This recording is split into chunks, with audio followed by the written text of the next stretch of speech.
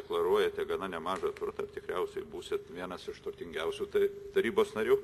Nežinau, aš ten aišku analizės netlikau, tačiau oficialioje deklaracijoje yra skelbtas jūsų turtas, įsipareigojimai.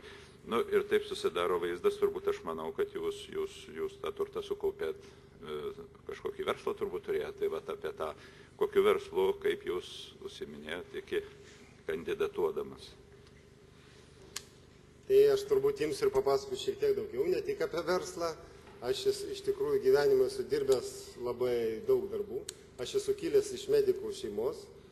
Tėtis yra mano Santariškių urologijos centro direktorius, profesorius. Mama taip pat gydytoja.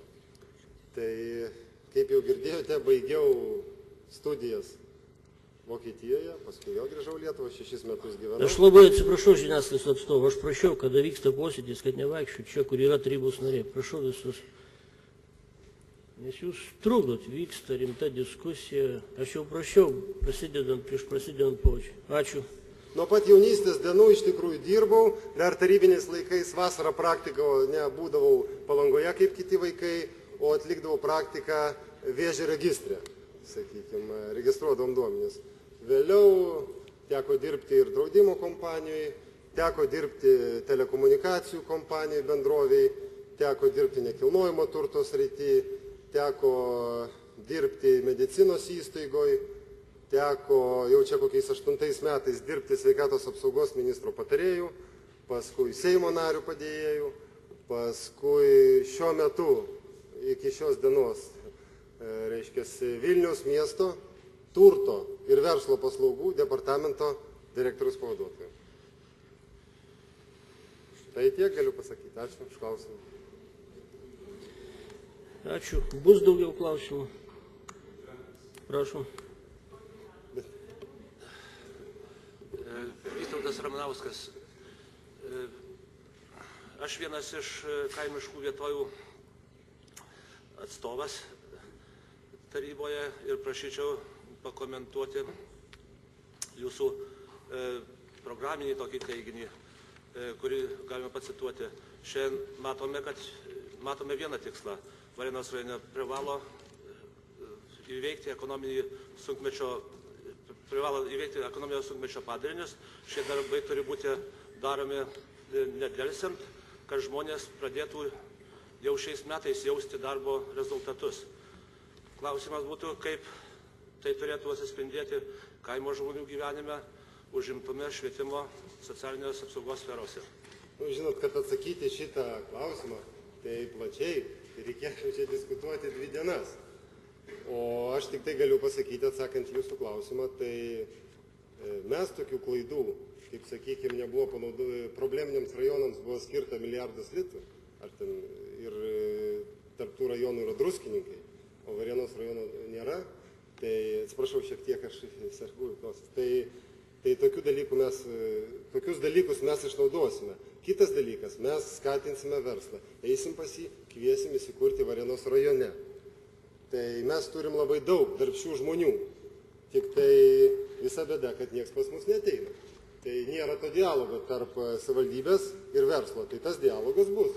Tai va, tik tiek trumpai, o žmonių gyvenime, aišku, atsispindėtų, ateitų įmonės, būtų daugiau darbo vietų, tai tas ir atsispindėtų. Ačiū už klausimą ir toks mano būtų atsakymas. Gerai, ačiū. Prašom, bus dar. Ričardas Gulbinas, noriu paklausti. Taip pat irgi iš rinkiminės agitacinės medžiagos. Jūs ten minėjot, kad Baltarusija į Lidoj per 20 metų pasikeitė net pažįstamai į gerą pusę. Jau Varėnoje per 20 metų nieko neatsirado naujo, nieko nepasikeitė, nevykdoma jokie darbai, jokios renovacijos ir taip toliau. Ačiū už klausimą. Ne, iš tikrųjų, nepriimkit asmeniškai. Tie dalykai, reiškia, aš pacitavau, ką man pasakė žmonės, bet aš šiandien noriu tikrai savivaldybės kritikuoti ir matau, kad savivaldybės darbas ir meras Vidas Mikalauskas geri žmonės, viskas yra tvarkoj. Tik tai tie, kad jie užsibuvo šiek tiek per ilgai ir mes aktyviau ruošiamės tą daryti. Dabar aš manau, lyginant su druskininkais, Varėnoj pasiekta tikrai mažiau. Tai va aš žiūrint čia pro langus ir kitur vaikštant, tai labai daug nesimato. Standartiniai dalykai yra padaryti, viskas tvarkoj. O aš dar noriu paklausti, koks yra reglamentas, ar tas 20 minučių mes čia nebaigiam? Atsiprašau, reglamentas yra čia, kiekvienas tarybos narys gali klausti ir turi po 3 minutės. Tai taip čia galime užtrukti valandą laiko. Ar galėčiau truputėlį sureplikuoti? Būtų malonu tokiu atveju, kad iš tikrųjų paskaitytumėte tuos straipsnius, kurie apibrėžia būtent šitą nuostatą. Kurio įstatymu, remintis jūs teigiate taip? Būkit malonus, pacituokite, kad galėtume pasitikrinti ir pasižiūrėti. Visi reglamentai, kiek aš žinau, yra išsiusto tarybos nariams. Tai yra 75.3. Tai būkit malonus, paviešinkite šitą punktą. Taip, 75.3. Posėdžių pirmininkas visiems pasiūlinti ir sutikimus balotiruotis kandidatams. Čia, atsiprašau, čia kandidatas pasisakė. Vėliau 75.4. Vėliau pirmininkas skelbė diskusiją dėl... Ne, tai aš galiu atsakymus į tarybos narių klausimus iki 20 minučių. Pirmasis, prašom laikytis reglamentų. Tai 20 minučių nepraėjo. Tai gerbė tarybos nariai, aš manau, kad tikrai mes turėsim laiko labai daug ir apie viską išsamei pasikalbėti. Ir tikrai atsakysiu į visus klausimus. Galėsim susėsti, bendrauti. Čia dabar vyksta rinkimai ir... Aš labai atsiprašau, gerbiamų tarybos narių. Tai aš tada jums leidus. Ačiū. Aš labai atsiprašau, pagal reglamentą tikrai nepraėjo 20 minučių, prašau neklaidinti. Kadangi pasibaigė diskusija, baigiamas žodis dar 5 minutės. Diskusija nesibaigė, dar yra klausimų ir pretendentui privalo pateikti. Galiu įsiterpti? Kadangi jūs esate daktarė, o daktarės man labai patinka, užduokit dar klausimą, dar jums atsakyti. Jau žinot, nebenoriu ir klausimą užduoti. Vaikit. Aš neišgirdau jūsų visų pirma rinkiminio pasisakymo ir man tiesiog nepatogu jūsų ir klausti ko nors. Nors tikrai turėjau klausimą. Jeigu jūs nieko prieš, aš jums užduosiu. Bet norėčiau ne taip savo, kad pakalbėtumėt, bet pasakytumėt konkrečiai. Taip, tai užduosit ar ne? Taip. Gerai. Jeigu jūs priimsite jį. Būtinai.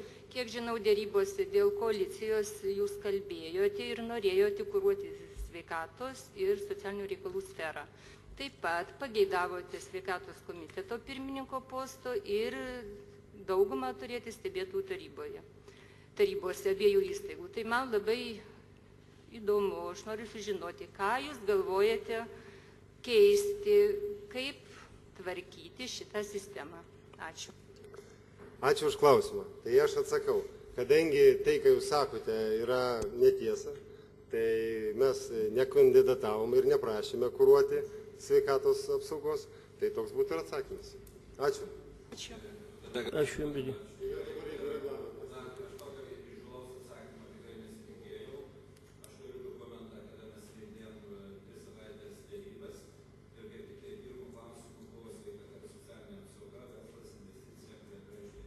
Tai gal galite paviešinti tą dokumentą? Ačiū. Ar galiu aš įsiterpti? Jeigu jūs norit nagrinėti Socialdemokratų partijos rinkiminę programą, tai mes dabar galime lygiai taip pat panagrinėti Centro partijos pasisakymus ir Centro partijos rinkiminę programą. Ponas Mikalauskai, leiskit man užbaigti mintį. Tai yra mintis. Tokius pats tarybos narys kaip ir jūs. Jūs galite užduoti klausimą, bet neužbaigti mintį. Jūs galite užduoti klausimą, ponai kandidatai. Aš paprašau laikytis reglamentų. Tai kadangi jums leidus, aš irgi kaip naujai išrinktas tarybos narys, tikrai noriu laikytis reglamento, tai jeigu 20 minučių baigėsi, ačiū labai. Aš labai atsiprašau, aš manau...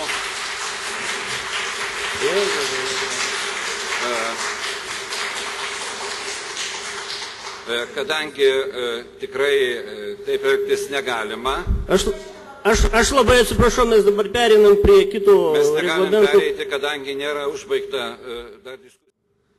Tai prieš užbaigdamas posėdį noriu pasveikinti administracijos direktorių dabar naujai išrinktą ir pakviesti visus tarybos narius, atsigerti kavos, šventiškai suvalgyti šaką ir nusifotografuoti ir suvalgyti pietus ar vakarienę į kavinę šaką.